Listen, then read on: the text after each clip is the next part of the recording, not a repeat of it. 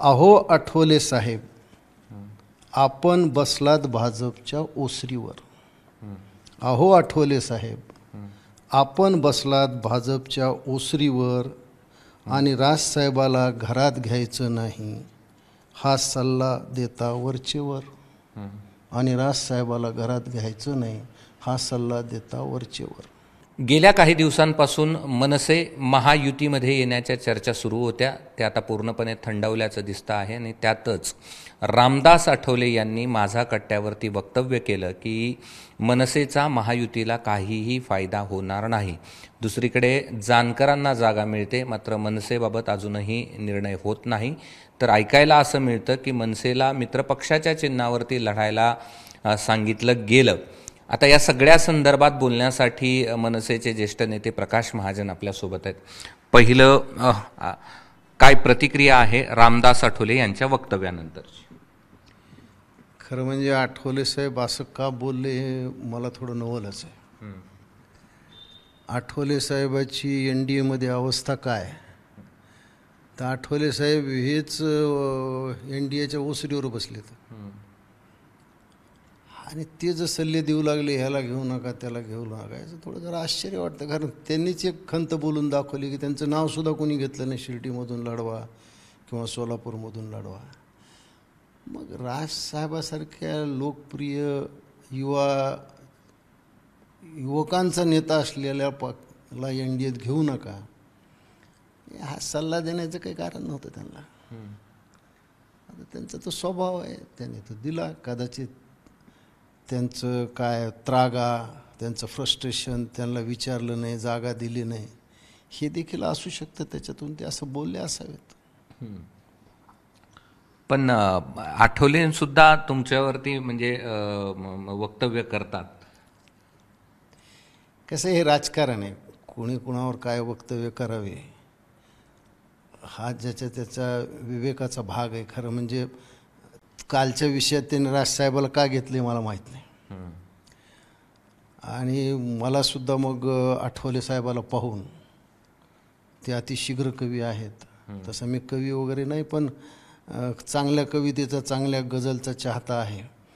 पण आठवले साहेबाकडून प्रेरणा घेऊन मी काही 4 ओळी आठवले लिहिल्या आहेत आणि त्या पहिल्याच माझ्या 4 ओळी मी आठवले साहेबालाच समर्पित करतो.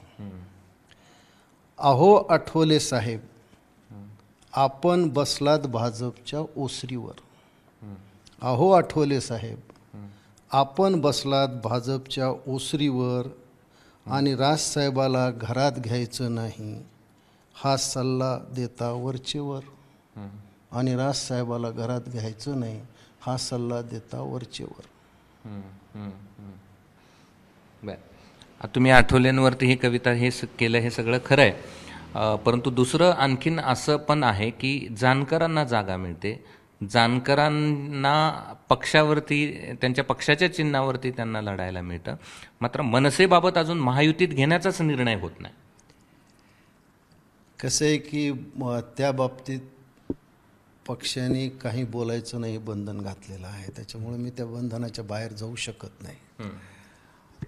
पण जे काही प्रसारमाध्यमातून बातम्या येतात, ज्या काही मी ऐकल्या आहेत, म्हणजे स्वतः माननीय राजसाहेब, माननीय अमितजींची शहाची भेट झाली, नंतर महाराष्ट्राचे मुख्यमंत्री, महाराष्ट्राचे उपमुख्यमंत्री देवेंद्रजी आणि साहेब स्वतः बसले. मला वाटतं एवढं ज्यावेळेस मंथन होतं, या मंथनातून काही ना काही चांगली गोष्ट निघेल. एखादी चांगली गोष्ट निघायला थोडा वेळ लागू शकतो, पण याच्यातून जे काही निघेल ते स्वतः राजसाहेब जाहीरपणे सांगतील. आणि राजसाहेब जे सांगतील ते आम्हा सर्व महाराष्ट्र नवनिर्माण सेनेच्या सैनिकाला शिरोधार्य असेल. पण मनसेची अवस्था एवढी बिकट झाली आहे की जानकरापेक्षा सुद्धा त्यांना विचार केला जातो, मात्र तुमचा केला जात नाही. असं नाही आहे. राजसाहेबासारखा धगधगता निखारा हातात घेण्याची हिंमत फार कमी लोकात आहे. कारण राजसाहेबांना एक स्वतःचं मत आहे, एक स्वतःचं वलय, एक राजकीय त्यांच्याविषयीचं एक आकर्षण आहे. आणि कडवट हिंदुत्ववादी आहेत.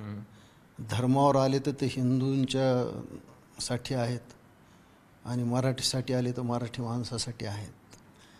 तर एवढा धगधगता निखारा पदरात बांधून घेण्याची हिंमत फार कमी लोकात आहे. त्याच्यामुळं मला असं वाटतं की जानकर किंवा यांची तुलना राजसाहेबाशी कशी होऊ शकते. राजसाहेब याचा एक स्वतंत्र पक्ष, एक स्वतंत्र विचारसरणी आहे.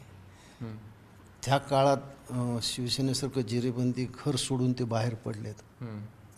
ठीक आहे, राजकारणात चढ उतार असतात, चांगले वाईट दिवस असतात. याच्यात जो स्थिर राहून आपल्या पक्षाला, आपल्या कार्यकर्त्यांना, आपल्या अनुयायाला जो दिशा दाखवतो तोच खरा नेता आहे. आणि मला वाटतं की राजसाहेब सक्षम आहेत आम्हा सगळ्यांना दिशा दाखवण्यासाठी.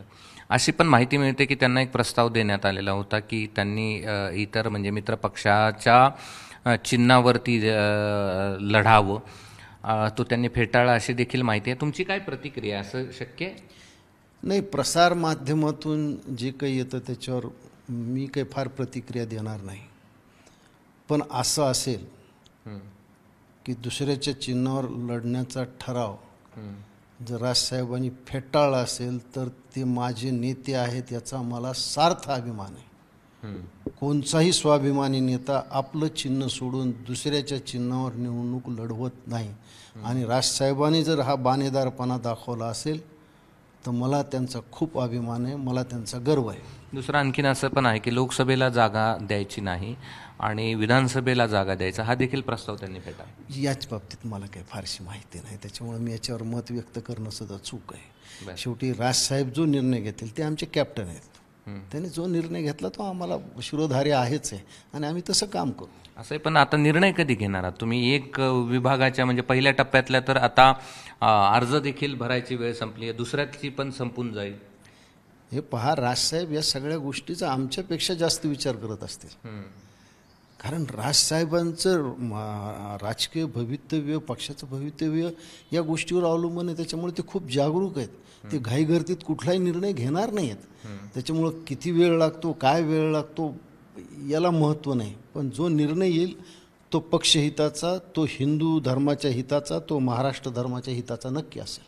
धन्यवाद. हे होते प्रकाश महाजन आणि त्यांनी एकंदरीत सध्याची मनसेची जी राजकीय हालचाल सुरू आहे किंवा लोकसभा निवडणुकीच्या अनुषंगानं ज्या महायुती संदर्भातल्या बोलणी सुरू आहे त्या संदर्भात आणि आठवले यांनी केलेल्या वक्तव्यासंदर्भातली ही त्यांची प्रतिक्रिया होती.